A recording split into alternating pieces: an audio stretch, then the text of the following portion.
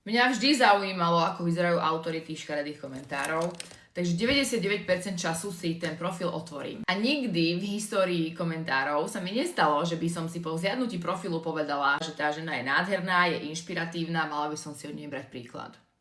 A dnes na počet všetkých škaredých komentárov o tom, aká som umelá, ideme po 3 rokoch na pery.